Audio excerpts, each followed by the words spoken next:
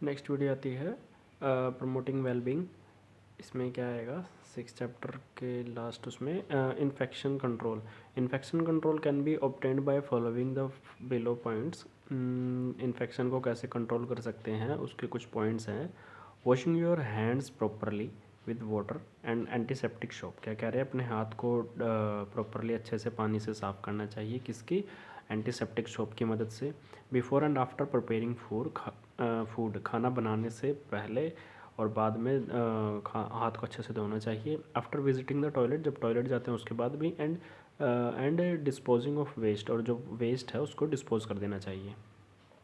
Washing utensils with hot water, जो बर्तन उसको कैसे धोने चाहिए, गर्म पानी से धोना चाहिए। And dish washing liquid after cooking, और कुकिंग के बाद जो डिश वॉशिंग लिक्विड होता है उसको मिलाकर हॉट वाटर में उसके बाद धोना चाहिए।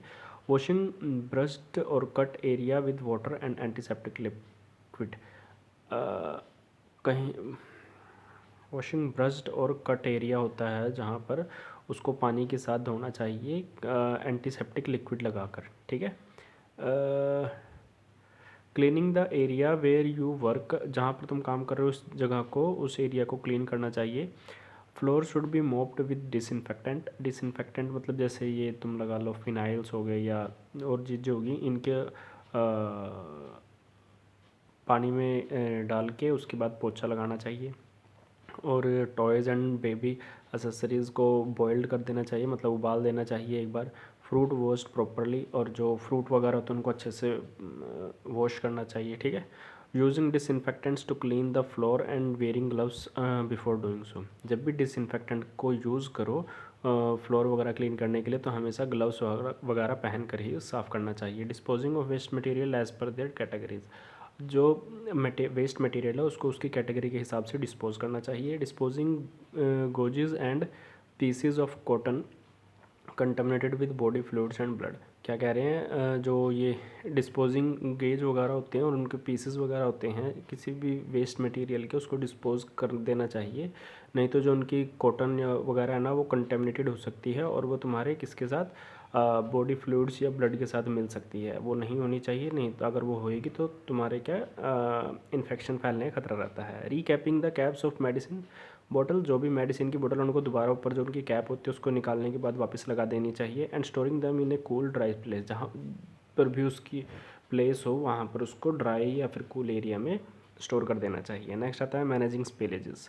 स्पिलेजेस मतलब कोई भी चीज़ गिर जाना, उसको कैसे मैनेज करना है। Hazardous spell can occur anywhere. Hazardous मतलब कि जो खतरनाक हैं, ऐसी कई चीज़ें गिर जाती हैं। कैन अकर एनीवेयर, ये कहीं पर भी हो सकता है। इन द हाउस, घर के अंदर। एट एनी टाइम, किसी भी समय हो सकता है। And must be cleaned up immediately, और उसको उसी समय पर जब वो गिरता है साफ़ कर देना चाहिए अप्रोप्रिएटली एंड सेफ्टली तरीके से। To prevent serious environment and health effects, ये किससे बचाता है, सीरियस इन्वायरमेंटल और हेल्थ पर भी नुकसान पहुँचाए उससे पहले वो साफ़ कर देना चाहिए। To deal with spills, spills से कैसे डील करना चाहिए। It is important to know the type of spills, तुम्हें इसके तरीके पता होने चाहिए किस प्रकार के स्पिल्स होते हैं। The common form of spillages are, जैसे कि फेसेस या वोमिट, मतलब किसी को उल्टी आ जाए। स्मॉल अमाउंट में be wiped out with a paper towel and dispose of in the appropriate waste stream. क्या कह रहे हैं जैसे कि स्मॉल अमाउंट में अगर थोड़ा बहुत किसी को वैसे ही हो जाती है थोड़ी बहुत, तो उसको पोछा लगा के साफ़ कर सकते हैं, या पेपर टॉवल की मदद से उसको साफ़ करके उसको डिस्पोज कर सकते हैं जो भी उसका अप्रोप्रिएट वेस्ट वाली जगह पर है उसमें। ए लार्ज अमाउंट में be picked up with a disposable scoop and disposed of in a appropriate waste stream for the location. क्या कह रहे हैं, अगर लार्ज अमाउंट में अगर किसी को वोमिटिंग हो जाती है तो उसको किसमें, जैसे डिस्पोजेबल स्कूप्स वगैरह आते हैं उसमें उनको उठाना चाहिए, और अप्रोप्रिएट वेस्ट जहाँ पर भी उसको करना उसकी लोकेशन के हिसाब से डिस्पोज कर देना चाहिए। A chlorine releasing agent should then be used and following this the area is washed with neutral detergent and hand hot water and then dried. क्या कह रहे हैं, कोई भी क्लोरीन रिलीजिंग एजेंट वगैरह होते हैं उसको वहाँ पर डाल के साफ़ करना चाहिए, और उसके बाद उस एरिया को अच्छे से वॉश कर देना चाहिए कोई भी न्यूट्रल डिटर्जेंट डालकर, जैसे कि ये डिटर्जेंट पाउडर होता है ना, इसको डाल देना चाहिए। एंड उसके बाद हाथों से वहाँ पर हॉट वाटर डाल के उस जगह को क्लीन कर देना चाहिए, और उसके बाद उसको सुखा देना चाहिए। नेक्स्ट आता है blood. Soak up as much of the spillage with anything disposable, किसी भी जो चीज़ डिस्पोजेबल है उस चीज़ में उसको सोक कर लेना चाहिए, जैसे कॉटन वगैरह, अगर कहीं पर ब्लड गिर गया तो कॉटन वगैरह से उस जगह को साफ़ कर देना चाहिए। उसके बाद kitchen roll and place directly into suitable disposable plastic bag.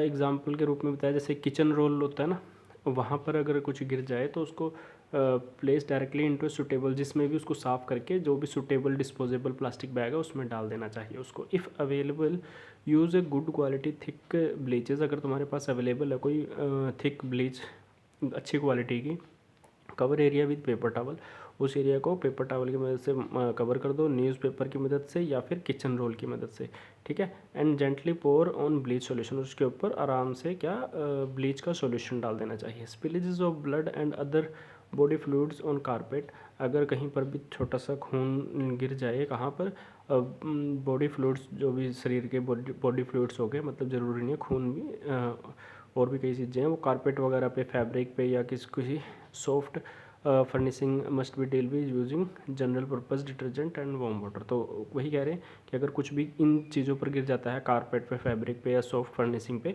तो उसको कैसे डील कर सकते हो तुम, कोई भी डिटर्जेंट वगैरह उस पर डाल के उसको साफ़ कर सकते हो गर्म पानी की मदद से। Chlorine releasing agent are corrosive to material and will bleach the colour of fabric. क्या कह रहे हैं, क्लोरीन रिलीजिंग एजेंट अगर तुम डालते हो तो फिर ये मटेरियल को कोरोसिव बना सकता है, और जो ब्लीच है वो उसके कलर, फैब्रिक के कलर को थोड़ा सा नुकसान पहुंचा सकता है। नेक्स्ट आता है स्पमटम। स्पमटम शुड बी वाइप्ड, वैसे होता है क्या स्पमटम?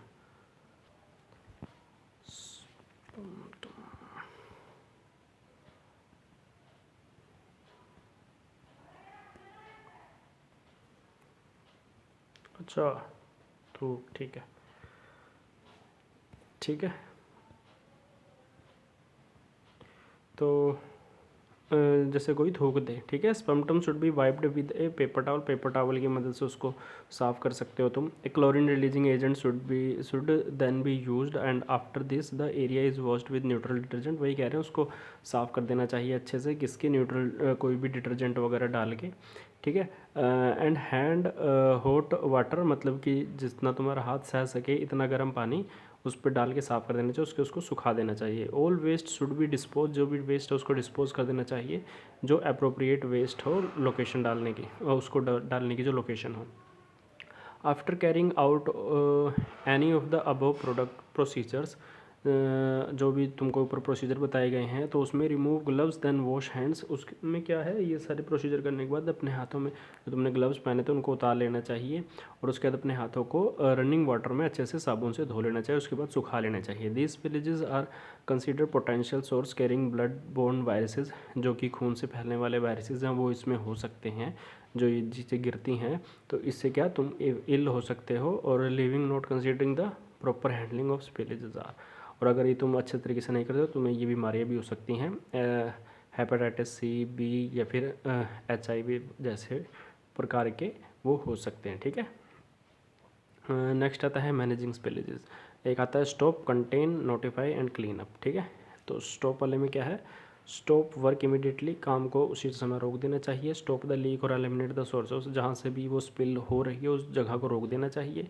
और eliminate ignition sources and provide natural ventilation, जो भी एलिमिनेट करना चाहिए जो इग्निशन जहाँ से निकल रहा है, और उसको बाद क्या, उसको नेचुरल वेंटिलेशन, वेंटिलेशन मतलब कि जहाँ से हवा वगैरह आराम से जाती है उसको जाने देना चाहिए, ठीक है। Contain, use pollution control equipment, अच्छा पोल्यूशन कंट्रोल इक्विपमेंट को यूज़ करना चाहिए, जैसे कि स्पिल किट होगी, ड्रिप ट्रेज हो गए, bound of earth and sand to contain spills, अच्छा रेत वगैरह भी डाल सकते हो उसके ऊपर, ठीक है। Check the spills has not reach and drain, तो स्पिल्स को चेक करना चाहिए कि वो ड्रेन वगैरह की मदद से बाहर निकल जाए। वाटर कोर्सेज और अदर सेंसिटिव एरियाज़, वो उन जगह पर वाटर कोर्सेज होते हैं जहाँ पर वहाँ सेंसिटिव एरियाज़ वगैरह पर ना जाए, वो भी देखना होता है, ठीक है। Notify once the spill has been contain, notify your emergency, अगर कहीं पर कुछ भी गिरता है तो उसको नोटिफाई कर लेना चाहिए, किसमें, इमरजेंसी कॉन्टैक्ट में जो खतरनाक होता है। क्लीन अप, उसके बाद उसको साफ़ कर देना चाहिए। नेक्स्ट आता है वेंटिलेशन। वेंटिलेशन में क्या आएगा, ventilation refers to the exchange of indoor and outdoor air ventilation उसको कहते हैं जो भी घर के अंदर या बाहर हवा जाती है। विदाउट प्रॉपर वेंटिलेशन कह रहे हैं बिना अच्छे तरीके की वेंटिलेशन के बिना an otherwise insulated and all right air tight house will seal in harmful pollutants. अच्छा, अगर हवा नहीं निकलती है तो फिर क्या अंदर क्या वो हार्मफुल पोल्यूटेंट्स वगैरह एयर टाइट हो जाते हैं, अंदर ही रह जाते हैं, बाहर नहीं निकल पाते। जैसे कि कार्बन मोनोऑक्साइड बहुत खतरनाक गैस होती है ये, ना इसमें कोई बदबू होती है ना ये दिखाई देती है, और ये खतरनाक होती है। And moisture that can damage a house, और घर में क्या हो सकता है मॉइस्चर वगैरह, जैसे कि सर्दियों में मॉइस्चर होता है ना, वो दीवारों पे जम जाता है और उसके बाद दीवारों में सीलन आनी स्टार्ट हो जाती है। नेक्स्ट आता है why ventilate gases from combustion appliances, जैसे जो भी तुम अप्लायंसेस चलाते हो उसमें से क्या गैसेस निकलती हैं, जैसे कि स्टोव्स वगैरह, फायर प्लेस हो गए, can accumulate in A proper ventilated home. ये कहाँ पर चलाए जा सकते हैं, जहाँ पर अच्छे से इन ए पुअरली वेंटिलेटेड होम, अच्छा ये वहाँ पर रह जाते हैं जहाँ पर वेंटिलेशन अच्छी नहीं होती घरों में। And threaten your health and safety, जो किस पे थ्रेटन करते हैं, तुम्हारी हेल्थ पे और सेफ्टी पर। Excessive moisture is the home can also threaten your health, अगर ज़्यादा घर में मॉइस्चर है तो फिर वो किस पे तुम्हारी हेल्थ को भी थ्रेटन करता है। And can lead to mould growth, और तुम्हारी ये ग्रोथ पर भी असर डालता है, इंसुलेशन पे असर डालता है, and even cause structural damage, और तुम्हारे स्ट्रक्चरल डैमेज को भी प्रभावित करता है। Additional elevated levels of humidity, अगर ह्यूमिडिटी बढ़ती है, can make cooling equipment work harder, तो जो ह्यूमिडिटी बढ़ेगी तो जो चीज़ें जैसे फ्रिज वगैरह होगी ये क्या कूलिंग करने का काम करती है ना, तो इनको ज़्यादा काम करना पड़ेगा, leading to more costly energy bills, इसकी वजह से क्या होगी ज़्यादा तुम्हारा बिल ज़्यादा आएगा एनर्जी का, ठीक है, लाइट का। Proper ventilation is one of the homes necessities, ventilation proper तरीके से बहुत ज़रूरी है। अगर प्रॉपर तरीके से वेंटिलेशन घर में नहीं होगी for becoming a comfortable living space, अच्छा इसमें क्या कह रहे हैं वेंटिलेशन घर में बहुत ही ज़्यादा ज़रूरी है, इससे कंफर्टेबल लिविंग स्पेस बनता है घर के अंदर। Ventilation maintains air quality, ventilation क्या करता है घर में एयर क्वालिटी मेंटेन करके रखता है। वाइल रिमूविंग एक्सेल मॉइस्चर, जो तुम्हारे घर में एक्सेस मॉइस्चर है ना उसको रिमूव कर देगा। To ensure the air inside is not stale damp, ये मतलब जो तुम्हारे अंदर जो घर के अंदर मॉइस्चर रुकी हुई है ना वो रुकेगी नहीं, वो हवा के रास्ते बाहर निकल जाएगी। नेक्स्ट आता है open door and window, open doors और windows to let fresh air in, हमेशा दरवाजे खिड़कियों को खुला रहना चाहिए ताकि एयर फ्रेश एयर वो अंदर आ सके। And push stale air out, जो घर में रुकी हुई हवा है ना उसको बाहर निकाल दे। Simply opening doors and windows a few times during the day, दिन में एक दो बार दरवाजे खिड़कियाँ खोल देनी चाहिए ताकि ये सब बाहर निकल जाए। Air out your house quickly replace stale indoor air, जो तुम्हारा घर के अंदर की हवा है वो रिप्लेस कर देगी इंडोर हवा को विद फ्रेश आउटडोर एयर के साथ। गेटिंग रीड ऑफ पोल्यूटेंट, जो तुम्हारे यहाँ पर पोल्यूटेंट एलर्जेंस और एक्सेस मॉइस्चर है ये भी बाहर निकल जाएगा। Ventilate rooms overnight, leaving windows slightly ajar overnight can improve the air quality inside your room, कह रहे हैं कि रात में तुम जो खिड़की वगैरह ना उसको थोड़ी बहुत खोल देनी चाहिए, थोड़ी बहुत, ज़्यादा नहीं, थोड़ी बहुत खोल के रखनी चाहिए सारी रात के लिए, इससे जो एयर क्वालिटी है वो इम्प्रूव रहती है घर के अंदर। While also reducing excess moisture, ये घर में जो एक्सेस मॉइस्चर है उसको भी रिड्यूस करता है। And the risk of mould growth, जो तुम्हारी मोल्ड ग्रोथ है उसको भी कम करता है, ठीक रखता है, मतलब अगर रूम वगैरह में वेंटिलेशन सही रहे। In summer this help with reducing the humidity, और गर्मियों में क्या कह रहे हैं इससे ह्यूमिडिटी को रिड्यूस करता है ये, जब हम दरवाजे खिड़कियाँ खुली रखते हैं ह्यूमिडिटी लेवल को। So you can get better sleep, और इसकी वजह से तुम्हें क्या अच्छी नींद भी आएगी। But in winter you should be more careful, पर जैसे सर्दियों में कह रहे हैं तुम ज़्यादा केयरफुल रह सकते हो अब about ventilating, particularly because you don't want too much heat to escape in this process, क्योंकि इसके लिए तुम्हें ज़्यादा हीट की जरूरत नहीं पड़ेगी ताकि तुम इस प्रोसेस से बाहर निकल सको। नेक्स्ट आता है install extractor fan and extractor fan is specialised ventilation system that service certain areas in the home, ये जैसे एग्जॉस्ट फैन लगाते हैं ना उसी हिसाब से कह रहे हैं इसको स्पेशलाइज्ड वेंटिलेशन के लिए लगाना चाहिए घर में कहीं कहीं। Extractor fan that vent out into the open air should be installed in kitchen वगैरह में इंस्टॉल कर देते हैं ना हम ये एग्जॉस्ट फैन, वही लॉन्ड्रीज में, बाथरूम्स में। These are the key areas where moisture and stale air buildup is much faster, ये ऐसी जगह पर है जहाँ पर जो मॉइस्चर है वो ज़्यादा जल्दी से पनपता है तो उसको बाहर निकालने में मदद करता है। Types of pollution and ways to minimise them, किस किस प्रकार के पोल्यूशन होते हैं, उनको कम कैसे किया जा सकता है।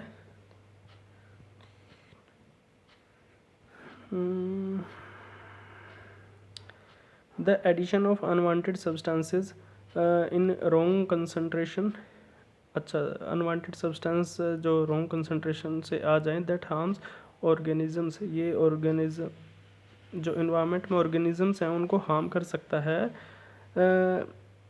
दोबारा से पढ़ते हैं।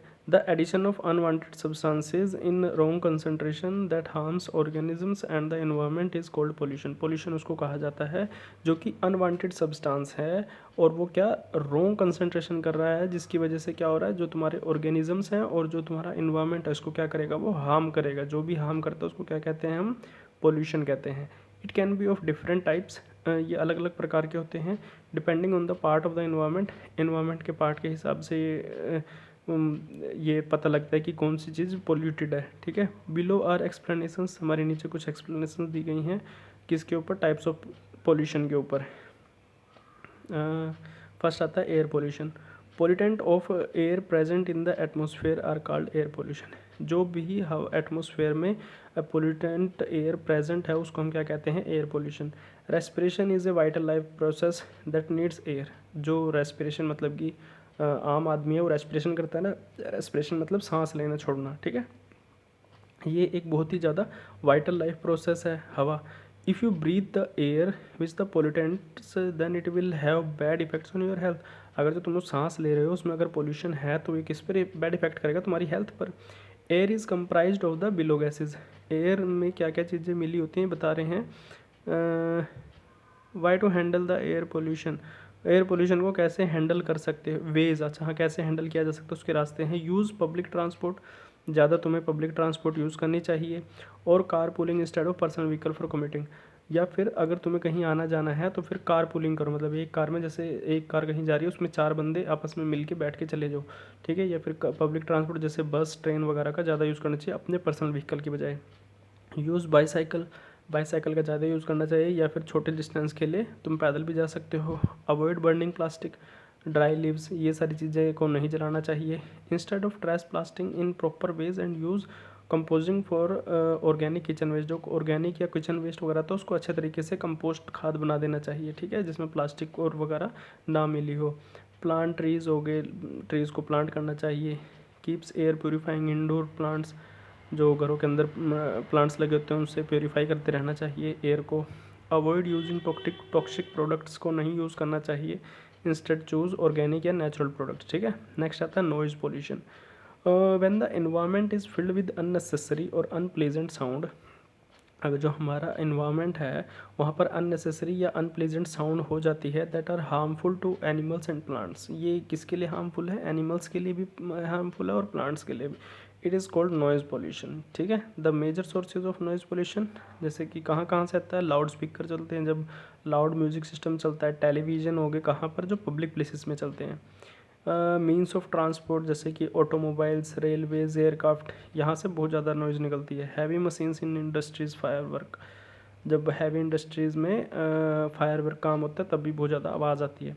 Veg to handle noise pollution, कैसे इसको हैंडल करा जा सकता है। Always keep the volume low of TV, radio, home theatre etcetera, इन सब की आवाज़ कम रखनी चाहिए। Try not to use a bass in music और other audios during any occasion और इवेंट। जब भी कोई भी ओकेजन या इवेंट हो तो वहाँ पर जो बेस होता है म्यूज़िक में वो नहीं बजाना चाहिए। Keep the volume of personal cars, vehicles, music system too low to avoid any kind of distraction, accident and creating disturbance for other travellers. क्या कह रहे हैं, जब भी तुम कार वगैरह में जाते हो अपने पर्सनल व्हीकल पे तो उसमें क्या ज़्यादा तेज़ आवाज़ नहीं करके गाने नहीं बजाना चाहिए, नहीं तो ये क्या तुम्हारे भी डिस्ट्रैक्शंस कर सकते हैं, एक्सीडेंट, और दूसरों को भी जो ट्रैवलर है उनको डिस्टर्ब कर सकते हैं। Appliances at home and offices should be turned of after use. कोई भी अप्लाइंसेज है या घर में या ऑफिस में, उसको जब यूज़ हो जाए तो उसको बंद कर देना चाहिए।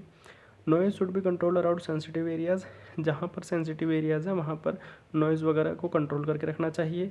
Authorities must be notified about the disobedience of noise rules. जो अथॉरिटीज़ हैं उनको हमेशा इस चीज़ का ध्यान कराते रहना चाहिए कि कहाँ पर नॉइज़ रूल्स लगाने चाहिए। सुपर बाइक्स और cars should be modified accordingly to avoid the creation of noise. Super cars वगैरह होती हैं, सुपर बाइक्स होती हैं, उनको इस प्रकार से मॉडिफाई करना चाहिए कि उसमें आवाज़ वगैरह कम आए। ठीक है। नेक्स्ट आता है लाइट पोल्यूशन। अच्छा, very bright lightning in big cities, जो बड़े बड़े शहरों में वहाँ पर बहुत ज़्यादा लाइट, बड़ी बड़ी ब्राइट ब्राइट मतलब कि तेज़ वाली लाइट लगाई जाती हैं। कहाँ पर? सिटीज़ में, फंक्शंस में, and much more causes pollution called light pollution. अगर ऐसी सारी जो पोल्यूशन होते हैं उसको लाइट पोल्यूशन बोला जाता है। Bright lightning to the retina not only cause discomfort to the eyes but also result in straightening of eyes and migraine. जैसे बहुत तेज़ लाइट जलती है जो अगर हमारे आँखों की रेटिना में चली जाए तो ये क्या हमको डिस्कम्फर्ट करती है आँखों को, और ये किस चीज़ का रिजल्ट भी होती है? सीधा स्ट्रेटनिंग ऑफ आइज़ का, मतलब कि आँखों में दर्द होना, और माइग्रेन, माइग्रेन की वजह से क्या होता है? हमारे आधा सिर और आधा फेस पूरा दर्द करता है, उसको बोलते हैं माइग्रेन की समस्या। ठीक है, ये उसका भी कारण बनती है। Ways to handle light pollution, the lights should be turned off at home office when not used. जब भी हमें होम, घर में या ऑफिस में लाइट की जरूरत ना हो, हमें बंद कर देना चाहिए। CFL बल्ब्स का ज़्यादा यूज़ करना चाहिए, light instead of high volt bulbs की जगह। ठीक है। Use direct light when and when ever required, जहाँ पर भी हो सके डायरेक्ट लाइट का यूज़ करना चाहिए। For example use the table lamp for studying in the evening. जब तुम शाम को पढ़ रहे हो तो तुम टेबल लैंप जला सकते हो पढ़ने के लिए, रादर देन ए बल्ब। कोई बल्ब या ट्यूबलाइट जलाना रूम के में, उसके अच्छा है तुम टेबल लैंप जला लो। ठीक है। अवॉइड यूजिंग लाइट और bulb in the day time. कोशिश करो कि दिन के समय पे लाइट वगैरह नहीं जलानी चाहिए। Soil contamination, the addition of substances that change the quality of soil. क्या कह रहे हैं? जब भी तुम कोई एडिशनल सब्सटेंस किसमें मिला देते हो, मिट्टी में मिला देते हो, इससे क्वालिटी चेंज हो जाती है मिट्टी की, by making it less fertile. इसकी वजह से वो क्या हो जाती है? लेस फर्टाइल, मतलब कि वो उपजाऊ नहीं रहती है, and unable to support life, और वो लाइफ को सपोर्ट करने के लिए सही नहीं रहती। Is called soil pollution. इसी चीज़ को क्या बोला जाता है? Soil pollution. Soil pollution is cause due to, किस किस वजह से होता है? डोमेस्टिक सोर्सेज में क्या क्या आएंगे? प्लास्टिक बैग हो गए, किचन वेस्ट होगी, ग्लास बोतल हो गए और पेपर हो गया। ठीक है। इंडस्ट्रियल में आएगा केमिकल रेजिड्यू, मतलब केमिकल वगैरह निकलता है। फ्लाई ऐश निकलती है, ऐश मतलब जो वो नहीं होते, राख उड़ना। ठीक है। मेटेलिक वेस्ट हो गया, ये सारी चीज़ें। और अगला है एग्रीकल्चर रेजिड्यू, इसमें आएगा fertilisers and pesticides. Ways to handle soil pollution, क्या क्या तरीके हैं? प्लांट 1 सैपलिंग एवरी वीक, कोशिश करो हर हफ्ते एक पेड़ लगाओ। Avoid using excessive wooden furniture article, कोशिश करनी चाहिए कि वुडन या के फर्नीचर या आर्टिकल्स हमें नहीं लेने चाहिए। गो digital instead of using paper, paper पे कुछ ज़्यादा यूज़ करने के बजाय हमें डिजिटली ज़्यादा यूज़ करना चाहिए। प्रैक्टिस कंपोजिटिंग इन पर्सनल गार्डन्स और नियर बाय एरियाज़, हमें प्रैक्टिस करनी चाहिए कंपोस्टिंग की अपने पर्सनल गार्डन्स वगैरह में या आसपास के इलाके में। कंपोस्टिंग मतलब खाद बनाना। Weeds should be eliminated from gardens और नियर बाय एरियाज़। वीड्स मतलब ये नशे वाली चीज़ होती है, आई थिंक ये, इसको नहीं करना चाहिए अपने गार्डन या नियर बाय एरियाज़ में, नहीं उगने देना चाहिए। Do not dump in organic, कभी भी इन ऑर्गेनिक चीज़ों को डंप नहीं करना चाहिए, जैसे ई वेस्ट हो गया या फिर हजार्डस वेस्ट हो गए जो मिट्टी में जाके नहीं घुलते मिलते। नेक्स्ट आता है water pollution. Contamination of different sources of water by various pollutants और contaminants is known as water pollution. क्या कह रहे हैं? जो कि डिफरेंट सोर्सेज ऑफ वाटर है जिससे कि कंटेमिनेशन हो जाए, मतलब कि ख़राब हो जा कर देना पानी को, इससे पोल्यूटेंट्स बढ़ जाते हैं किसमें? पानी में, और इसी कंटेमिनेशन को क्या बोला जाता है? वाटर पोल्यूशन बोला जाता है। The quality of the water is degraded, इससे जो क्वालिटी है पानी की वो कम हो जाती है।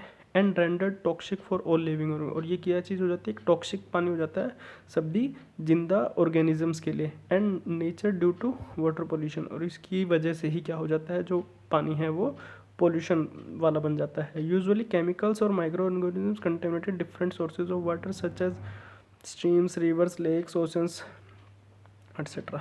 ज़्यादातर जो केमिकल्स हैं और माइक्रो ऑर्गेनिजम्स हैं वो कंटेमिनेट होते हैं अलग अलग जगह पर, जैसे कि कोई नदी तालाब हो गए, ओशंस हो गए, अंडरग्राउंड वाटर हो गया, इन सबको, ठीक है। Some common pollutants are sewages, ज़्यादातर जो कॉमन पोल्यूटेंट्स हैं वो कहाँ मिलते हैं, सीवेज में मिलते हैं। वेस्ट वगैरह, केमिकल्स हो गए, ऑयल स्पिलेज हो गया, सिंथेटिक प्रोडक्ट, प्लास्टिक, ये सारी चीज़ें होती हैं, ठीक है।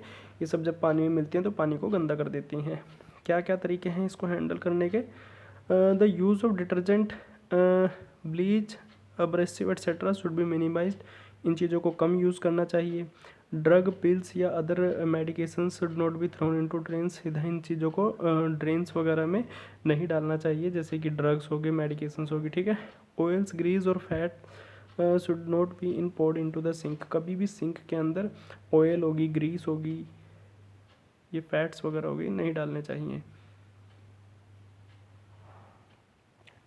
Disposable of trash should be done properly, जो कचरा वगैरह उसको अच्छे से डिस्पोजेबल करना चाहिए। And note into any water bottles, नहीं कि वाटर बॉडीज़ वगैरह में ये चीज़ें नहीं डालनी चाहिए। Water should be conserve as much as possible, जितना ज़्यादा हो सके पानी को बचाना चाहिए। सेफ, नेचुरल और organic products should be preferred over chemical और इनऑर्गेनिक प्रोडक्ट, ज़्यादातर कोशिश करनी चाहिए सेफ, नेचुरल और ऑर्गेनिक प्रोडक्ट्स को यूज़ करना चाहिए, ना कि केमिकल या इनऑर्गेनिक प्रोडक्ट्स को, ठीक है। Plant as many as trees as possible, जितना ज़्यादा हो सके पेड़ लगाने चाहिए। नेक्स्ट आता है ways to minimise dust, dust को कैसे कम किया जा सकता है? Dust is the collection of, ये किस किस चीज़ का कलेक्शन है? डर्ट का, स्किन सेल्स का, पेट डेंटर का, हेयर का, small pieces of paper, cloth, fibres and various small particles, बहुत सारे छोटे छोटे पार्टिकल्स होते हैं, इन सभी को क्या बोला जाता है? डस्ट बोला जाता है। कुछ ये तरीके बताएं कैसे रिड्यूस कर सकते हैं इसको, वेस्ट को। Get an air purifier, these machines clean the air by trapping dust particle, ये मशीन क्या है, ये उन हवा को ट्रैप कर लेती है अपने अंदर, जाल होता है इनका, उसके अंदर डस्ट पार्टिकल्स को रोक लेती है।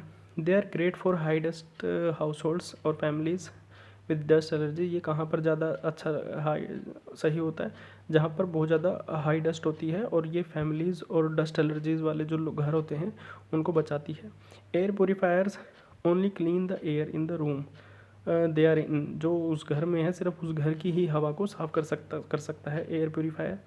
So consider getting one of each bedroom and the living room, ये कहाँ पर हम रख सकते हैं? एक घर में रख सकते, एक लिविंग रूम में रख सकते हैं या बेडरूम में रख सकते हैं, ठीक है। डस्टर डोज एंड डोंट्स, क्या क्या चीज़ें करनी चाहिए, नहीं करनी चाहिए? Feather dusters only aggravate existing dust and cause it to settle elsewhere around your home, जो फीदर वाला डस्ट है, पंख वाला, क्या कह रहे हैं, वो एक बार उड़ सकता है, उसके बाद तुम्हारे घर में कहीं जाकर वो सेटल हो जाएगा।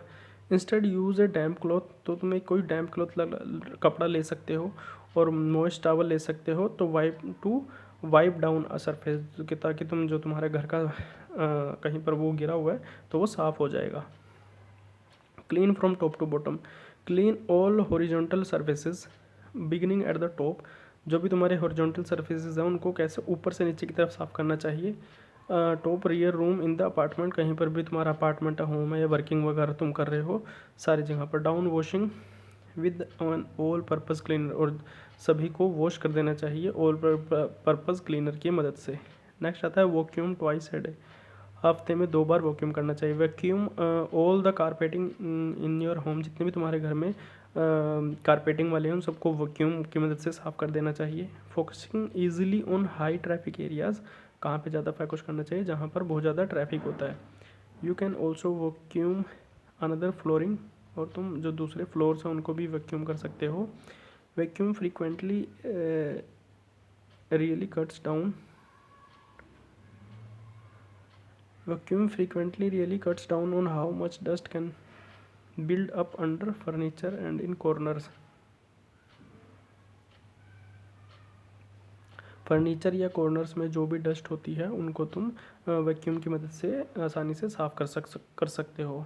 SVEEP the floors every few days using a broom मतलब झाड़ू की मदद से, एंड डस्ट पैन की मदद से, to get rid of the dust on the floors, जो भी फ्लोर्स पे डस्ट पड़ी होती है उसको तुम साफ़ कर सकते हो। And don't vacuum in another great way to reduce your household dust, और तुम्हें वैक्यूम वगैरह की ज़्यादा ज़रूरत नहीं पड़ेगी हाउस होल्ड को डस्ट फ्री बनाने के लिए।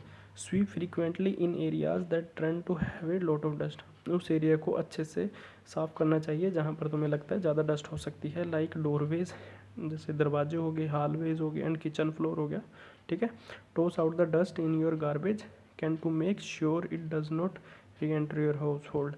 और तुम्हें अच्छे से जो कारपेट वगैरह है उसको अच्छे से साफ़ कर देना चाहिए और गार्बेज को अच्छे से बंद करके रख देना चाहिए, जिससे कि वो दोबारा तुम्हारे घर में ना घुसे।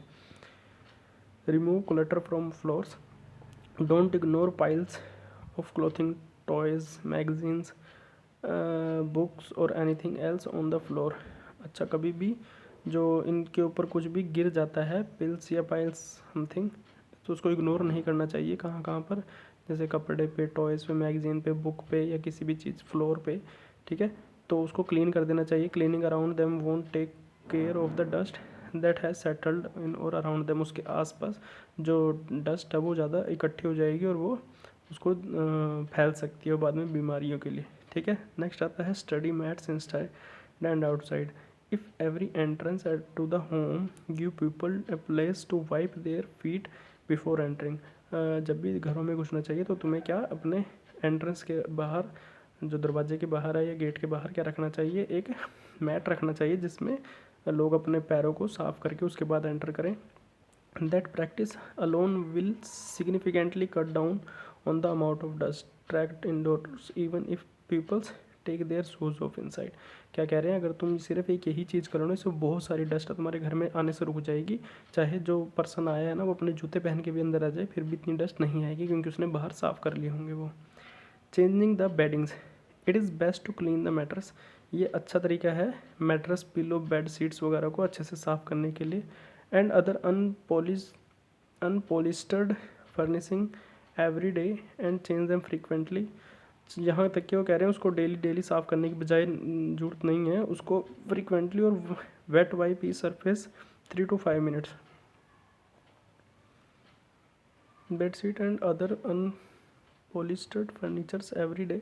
अच्छा सॉरी, इनको डेली साफ़ करना चाहिए। इन्होंने लिखा है कि ये जो पिलो, बेडशीट और मैट्रेसेस इनको डेली साफ़ करना चाहिए और इसको फ्रीक्वेंटली किससे, वेट वाइप मतलब गीले कपड़े से साफ़ कर सकते हो इनकी सरफेस को, सरफेस 3 to 5 times, दिन में 3 या 5 बार, ठीक है। Do not steam clean as it may damage the fabric. हमेशा इसको धोना नहीं चाहिए, नहीं तो ये कपड़े को ख़राब कर देते हैं। Beat your cushions and rugs outside. Furniture cushions and rugs tend to pick up a lot of dust over time. कह रहे हैं जो कुशंस वगैरह हो गए इस पे फर्नीचर के, इसके ऊपर क्या धूल मिट्टी जम जाती है, इसको टाइम टू टाइम साफ़ करते रहना चाहिए। Take cushion and rug outside of a few weeks and eliminate as much dust as you can. उसको कह रहे हैं बाहर ले जाके जितने मर्जी झाड़ सकते हो, झाड़ के उसकी धूल मिट्टी बाहर निकाल देनी चाहिए। An old broom handle is great tool to use for breathing rugs and cushion. क्या कह रहे हैं, कोई पुरानी सी झाड़ू है उसके पीछे से उस जो कुशन है उसके ऊपर मारना चाहिए, जिससे कि उसकी जो भी धूल मिट्टी बाहर निकल जाएगी। बीट देम ऑल ओवर, उसको अच्छे से पीट देना चाहिए। Not just in same place, एक ही जगह पर नहीं मारना चाहिए, सारी जगह पर मारना चाहिए। Keep beating rugs and cushions until you don't see dust particles flying in to the air and every week. मतलब जब तक उसको पीटना चाहिए जब तक उसकी सारी धूल बाहर ना निकल जाए। नेक्स्ट आता है tips to maintain pollutant free environment. कैसे तुम पोल्यूटेंट फ्री इन्वायरमेंट बना सकते हो। यूजिंग पब्लिक ट्रांसपोर्ट, ठीक है, तो पब्लिक ट्रांसपोर्ट को ज़्यादा यूज़ करना चाहिए। लाइट को यूज़ नहीं करना चाहिए जब उसकी ज़रूरत ना हो। रिसाइकल एंड रीयूज़ करना चाहिए। नो टू प्लास्टिक बैग करना चाहिए, प्लास्टिक बैग ज़्यादा यूज़ नहीं करने चाहिए। Reduction of forest fires and smoking. Use of fans instead of air conditioner. AC की बजाय कोशिश करनी चाहिए पंखे ज़्यादा चलाना चाहिए। यूज़ फिल्टर्स फॉर चिमनीज़ के फ़िल्टर के लिए चिमनी वगैरह लगानी चाहिए। अवॉइड यूजेस ऑफ क्रैकर्स, पटाखे वगैरह बजाने नहीं चाहिए। तो 6 चैप्टर कंप्लीट हो गया। 7 चैप्टर अनेक्स्चर है, कुछ नहीं है इसके अंदर, ठीक है। एंड ये पूरा कंप्लीट हो गया। Okay, thank you.